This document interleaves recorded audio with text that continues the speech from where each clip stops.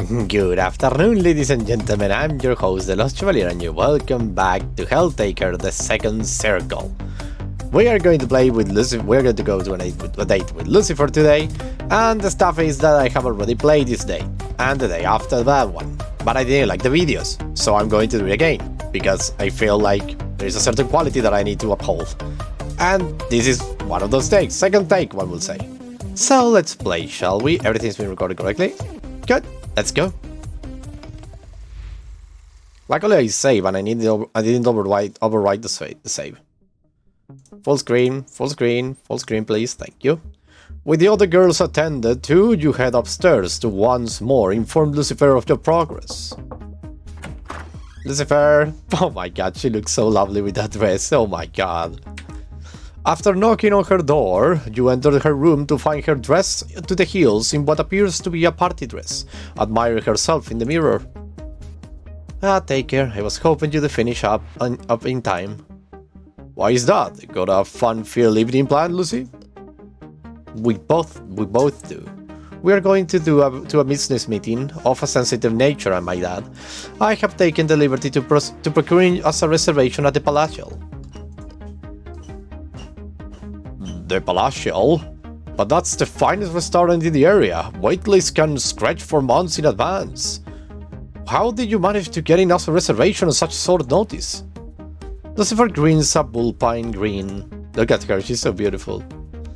Being Queen of Hell has some advantages, even here in the mortal world. One must underestimate the lack of scruples within high society. Just kidding, I had Pandemonic arrange it. She can be quite convincing when she wants to be. I also took the liberty of procuring you a suit. You should find it on your bed. I expect you to look your best tonight. We are dressing to impress. I will go there right away.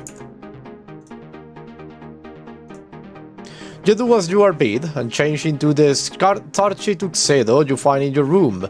Making your way downstairs, you find Lucifer in hushed conversation. Justice, you're in charge until I get back. The awesome demon looks like she's about to say something, but changed her mind at the last moment. Smiling, she grips Lucifer's shoulder with one gloved hand.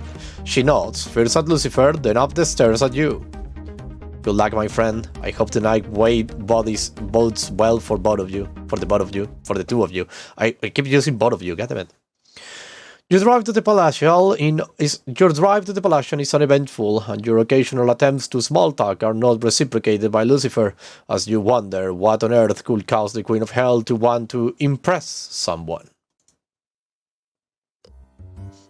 Arriving at your destination, you toss the keys to a waiting valet before opening Lucifer's door, helping her out onto the sidewalk.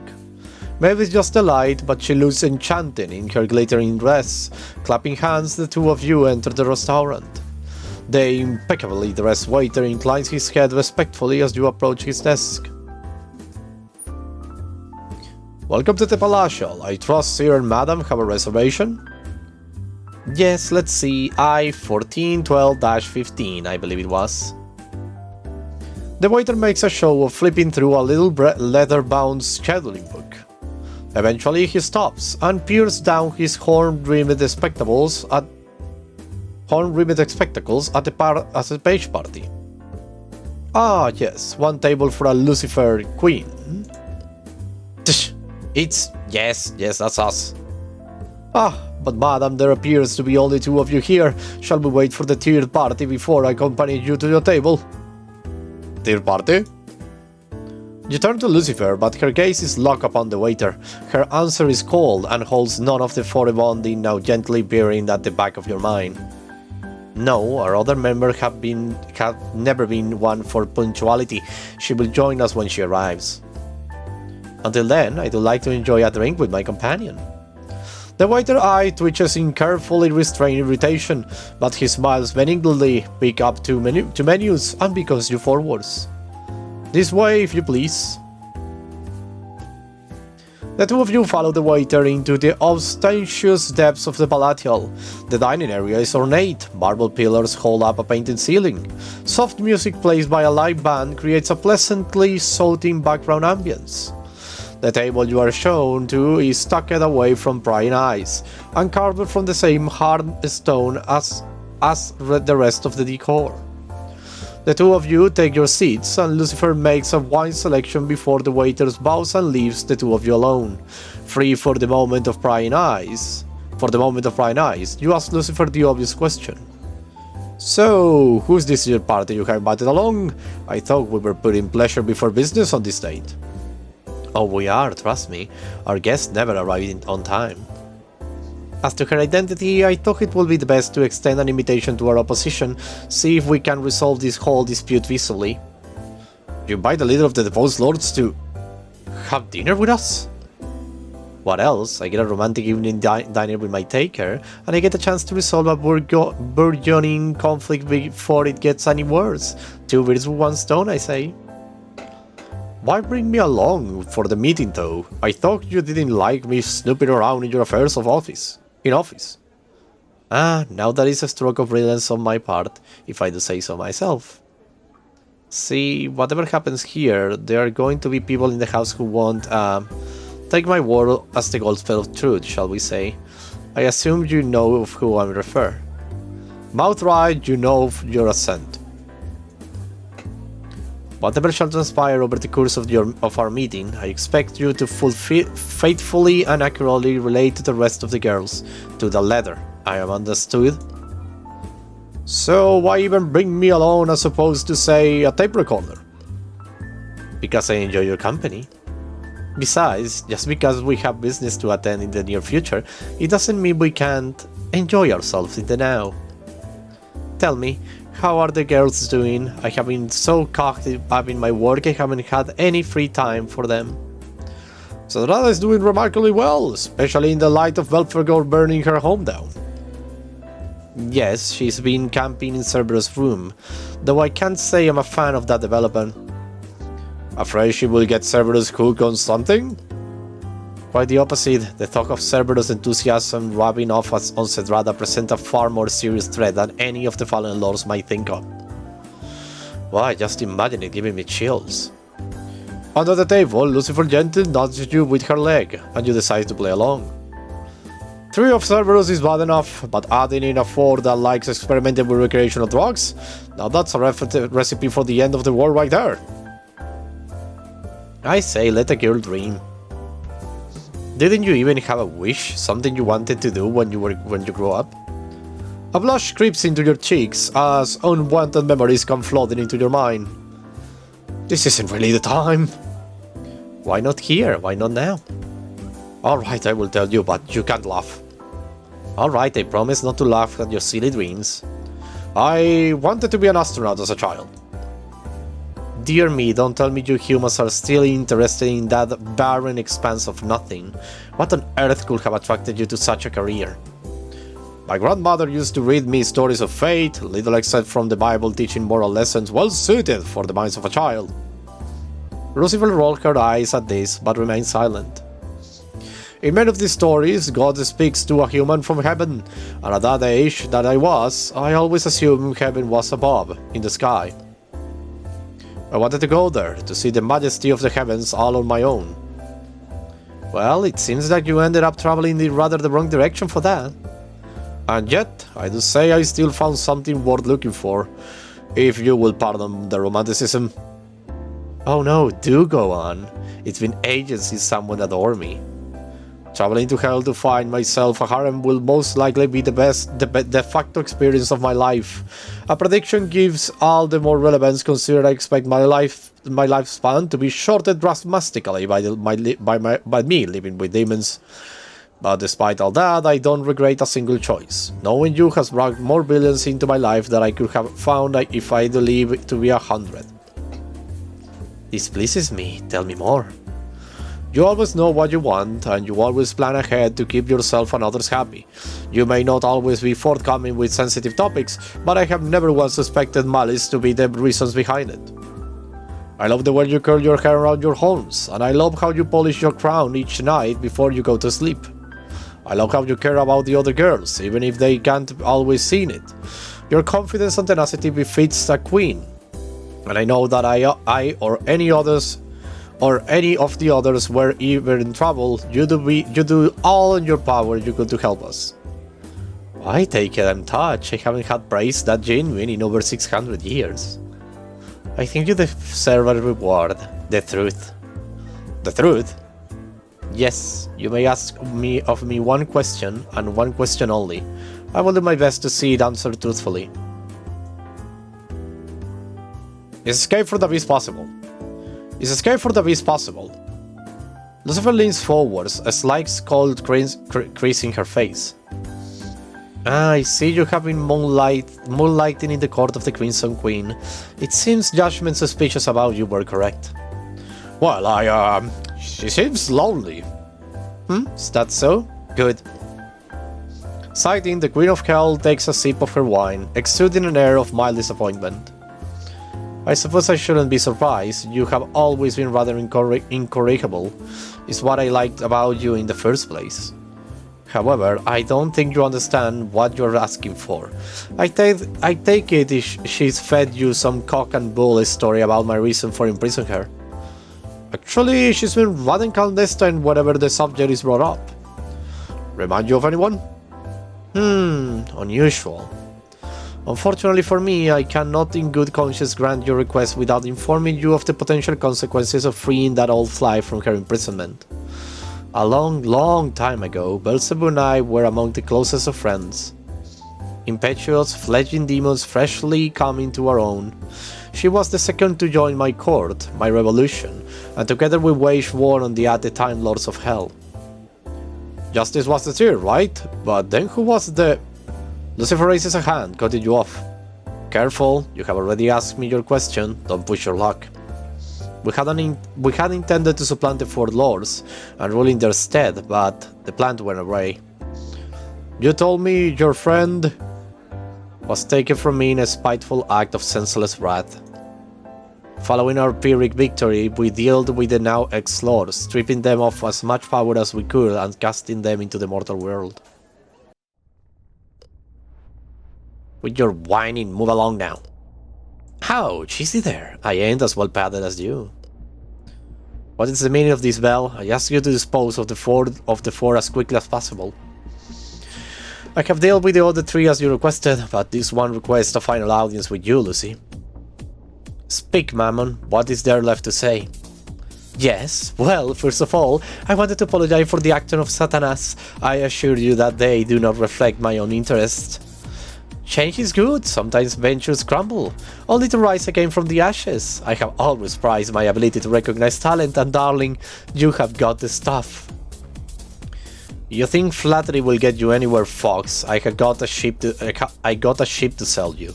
Get to the point, Mammon, before I have Beelzebub throw you into the mortal world to join your exiled sisters. Right. Well, as you know, the throne of Hell has always been shared by 4 demons, a balance to ensure one doesn't overstep the bounds of her stations, lest she be devoured by her confederates. So it has always been. However, after the incident, I think you are short by 1 demon. Well, I still count 4 of us here. What happened to your companions was regrettable, but surely you and I can reach an armistice. I do not intend to split Hell once more under divisive rulers. Instead, I alone will take sole stewardship of the underworld. Hell will be united in peace under my rule. What illusion is this? Hell? United? Don't make me laugh, friend mine. You need someone at your side who knows how the whole system works.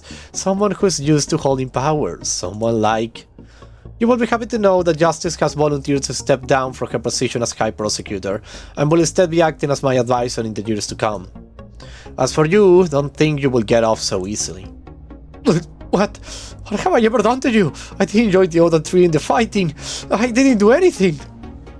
Your crime was complacency. You made no effort to save either your companions or mine.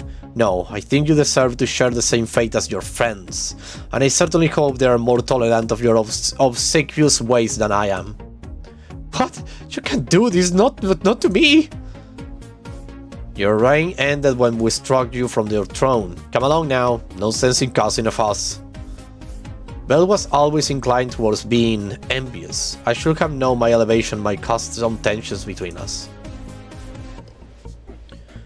You wanted to see me, Belle? Wow, that's quite the austere chair you have there, Lucy.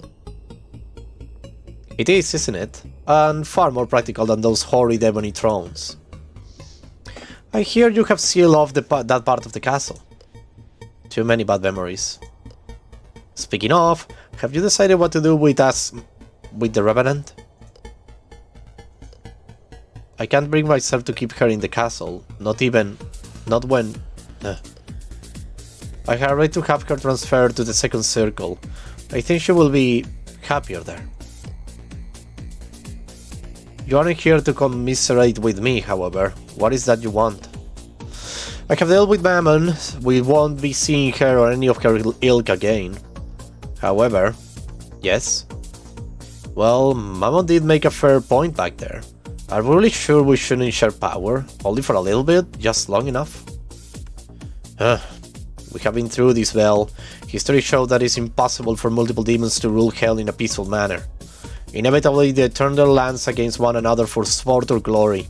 We need a single ruler to lead us into a peaceful future. And you're sure that demon should be you. A year ago, I wouldn't have thought it possible, but now... No, it has to be me. Personal loss doesn't qualify you to lead a kingdom, Lucy. Perhaps you are letting your grief cloud your mind. Think what we could do if we shared at the throne. The queens of the land, everything will be ours to do with as we like. A whole world we could shape in our image. You're starting to sound like that insufferable demon of greed. Leave me be, Belle. I will hear no more of this talk of backtracking. Our only way out is through this mess we got ourselves stuck in. Fine. If you won't listen to me here, I will have to find another way to obviate the flaws in your logic. This isn't the end of this conversation, Lucy. Although in pain my heart to do it, Beelzebub had too much power to be left unchecked and embittered. I resolved to find a permanent solution to her mutinous impulses. I believe Beelzebub is planning to double-cross us. I have not come so far only to lose it all. Are you asking me to do what I think you are? Yes, I have one more job for you before you retire. I want her dealt with, but I don't want her to suffer. If you can sufficiently weaken her, we shall be able to imprison her in the abyss. The only pain there is loneliness, but I believe we can take measurements to soften even that. As much as I have to admit it, I agree. She's too ambitious to be satiated with holding second place in the pecking order. Sooner or later, she will try and overthrow you as we did before. I will do this for you, as my final job as High Prosecutor. Final act to protect hell. We moved quickly, waiting to consolidate my power before Beelzebub could find a way to undermine it. Justice managed to suppress her long enough for me to invoke an opening to the abyss. Lucy! You do betray me now, after all we have done together? You do consign me to an empty waste? Is this how you treat your friends? The Belle I used to know will support my actions. I simply cannot let you jeopardize my vision. Rest now, Beelzebub. Rule as the sole regent of the sovereignless void, if you wish it. I assure you, in the abyss no one will challenge you or your aspirations of power. I have seen to it myself. Lucy, I can't hold her back much longer. I hope you choke on that throne of yours, you viper! I won't rest until I have found a way to escape this place! I've closed the reef. You can relax now, Justice. Justice? Sorry, Lucy, she got me good during our fight. Lord Justice, your eyes! Quite a Pyrrhic victory, would you say? It looks like you won't have to worry about my designs of the throne. It broke my heart to lose another of my closest allies, but I couldn't let it all be for nothing. If Beelzebub has usurped me, there is no telling what could have become of hell. Lucifer sits back as she finishes her story, taking a long drink from her glass of wine to wet her throat. So, now you know the inherent danger of the information you seek. They don't call Beelzebub the mother of lies for nothing, you know. Whatever she's told you, anything she's promised you, the Beelzebub I knew would have walked away on then in an instant if she had something to gain from it. So, do you still want to know this knowledge? Yes. Yes, I believe Beelzebub has changed from the demon you once knew, and even if she hasn't, we can bind her again if we need to. You got confidence, a blade slightly misplaced. You underestimate Beelzebub, Taker, the things she will do to see her ambition through. But very well, I shall tell you of the key. So there is a way out? Well, yes and no. I couldn't bring myself to consign a former friend to a bleak eternity based solely on suspicion, so I added a little caveat to her sentence. If she can prove beyond a shadow of a doubt that she is not the threat I believe her to be, the key will make itself known to her. So the key inside the abyss with her is the keys inside with the abyss with her? All that she has to do to escape is prove herself to be what? Kind? Loyal? Submissive? That's for me to know, but rest assured the monster I thought I was imprisoned will never be able to escape, no matter how long she tried. It remains Beelzebub's responsibility to shackle her Leviathan and prove herself worthy of release. Lucifer takes your hands in hers, squeezing them firmly. It's good to know I have your confidence. You know full well you have more than that. Oh my, Taker, so forwards. Run out of the roundabouts already, have you? Lucifer gently tugs on your fingers, pulling you towards her. The candlelight flickers in her eyes, reflecting something strange you haven't seen there before. Happiness? Regret? Might as well enjoy ourselves here while we can, wouldn't you agree? You nod, and she smiles. Leaning forwards, she tilts her head, her lips set on an unmistakable target, your own. You close your eyes, leaning into the approaching kiss. Lucifer's free hand cups the back of your head, softly guiding your lips towards hers. You feel her hot breath on your mouth and part your lips to meet hers.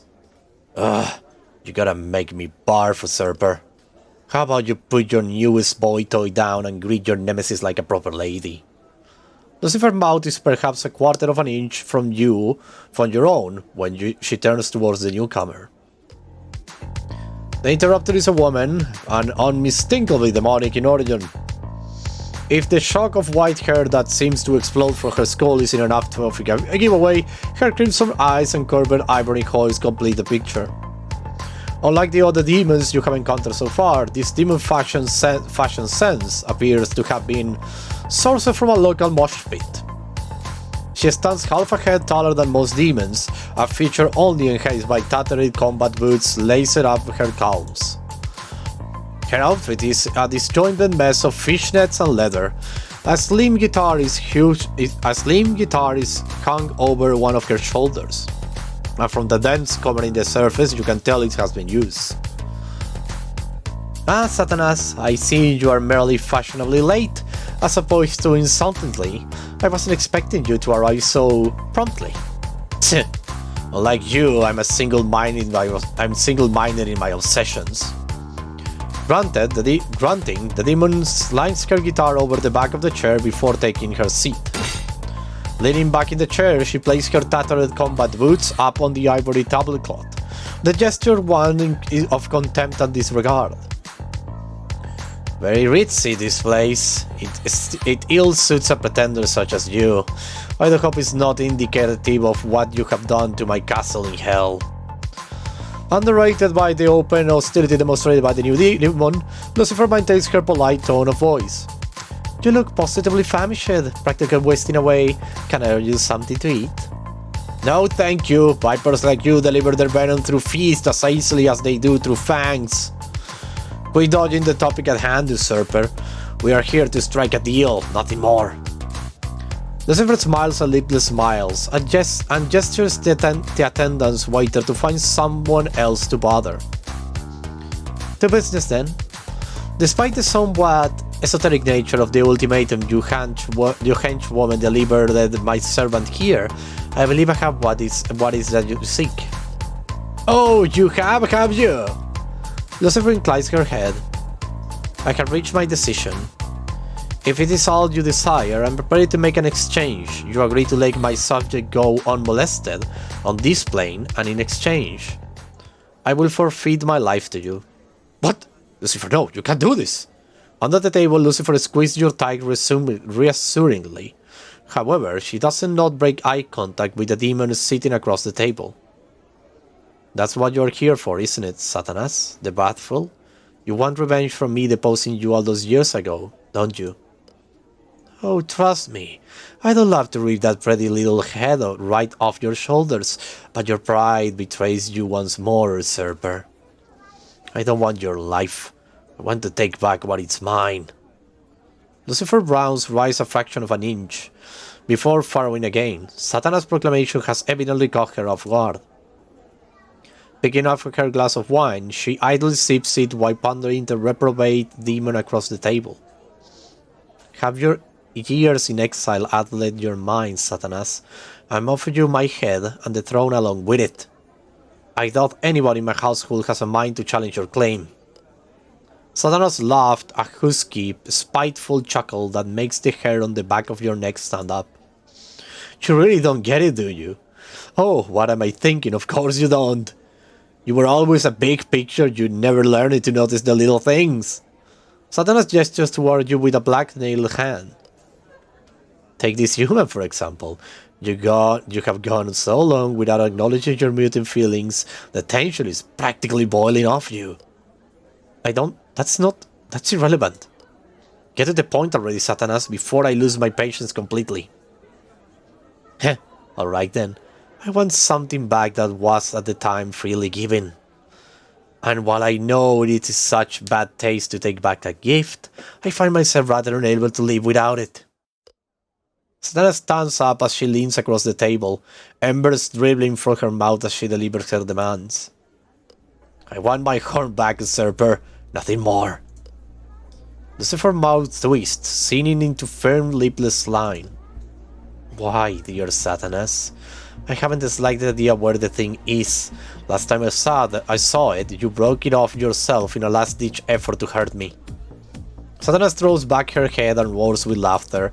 A tongue of flame shouts up from between her teeth, illuminating the alcove with a stickly orange glare. And I succeed in that little venture, but don't play dumb, usurper. We both know exactly where I left my horn and how I get it back. The stem of wine glass shatters, crashing into powder by Lucifer's grip. The bowl, still half filled with the red liquor, falls to the ground, shattering across the polished wooden floor of the restaurant. Almost at once, an attendant trots out from the wings of the kitchen, mop and rag poised to clean up the mess. However, at a scanning look from both women sitting at the table, the attendant wisely beats a hastily retreat back out of sight. When it finally comes, Lucifer replies, skull and unyielding as iron. I was prepared to offer you my own life, if it meant those close to me could live in peace. But it appears that you once again wish to exact a toll upon me that is too costly to pay, and I will never, never forgive you for the things you have done. You will take the same life twice, and ask me to do it with my own hands? And all for what? A chance at a return of your shattered power? You know as well as I do what happens to a demon if their horns get damaged. You are ticking time bomb and you know it. There is nothing you can do to stop the inevitable. Satana smirks, her filled teeth glittering in the candlelight. Filed teeth. Well, it's a good thing you exiled the underworld layman along with me then, isn't it? Satana snapped her fingers, the sound echoing off the marble columns that paper the inside of the palatial. Once more a waiter appears, only this time it isn't the short, well-dressed man who showed you to your table. The new waiter is dressed in a baggy, ill-fitting outfit, almost a parody of the trim tuxedos worn by the rest of the staff, and familiar eyes peered out at you from an exhaustion-worn face. Abby, you shouldn't be here, things could get messy. With one hand, Abby reaches up to her head, grasping her hair, and pulls. The short wig is removed, freeing a cascade of milky white hair to drift across her face. Without the hat on, two white horns are visible poking through her hair. You're a demon? Lucifer narrows her eyes at Abby, and her skull deepens. Abaddon. When the other girls mention an omnipresent job-hoping slob, I have my suspicions. But I never imagined you to be robbed into working for her. You were always the most independent of the four. I always respect that about you. Tell me, how does it feel to sell out to this short-sighted berserker? Can't complain. Well, I wouldn't. I would, but creative talks positively exhausted me. Abaddon here is surprisingly good at mortal jobs. She's been the one keeping us fed and clothed this whole time. And that's not all she's picked up. So, oh, yeah. I assisted a mortal physician for a time, long enough to pick up a thing or two about surgery. I'm pretty sure it's possible to recharge her horn, as long as I am careful with it. Be that as it may, my answer remains the same. I showed you mercy once before. Rest assured I will not be making the same mistake again. Very well. If you will not give it willingly, you leave me us with no choice. Satanas extended one clawed hand to point a damn finger at Lucifer. O Queen Oldish, there shall be no peace between us. There is nowhere you can run, and nowhere you can hide to escape the unchecked wrath of Satanas. Nothing short of heart's blood shall sway me from my unholy crusade. For my unholy cause. Sorry, crusade. Consider this the end of our first and last negotiation. Reaching up behind her, Satanas swings her guitar over her head and onto the table at meteoric speeds. A flash of light and a defining crack send you reeling, and even behind your trademark sunglasses, you feel your retina smolder. When you regain your vision, you see the stone table has been riveted in two by the force of the blow. Satanas and Abaddon are gone, disappeared during the light show. Looks like time's done nothing to soften her temper, nor her fondness for melodrama. She always had a flair for the overdramatic. Looks like we'll have to put off dinner for now. I'm sure the rest of the girls will want to hear about this.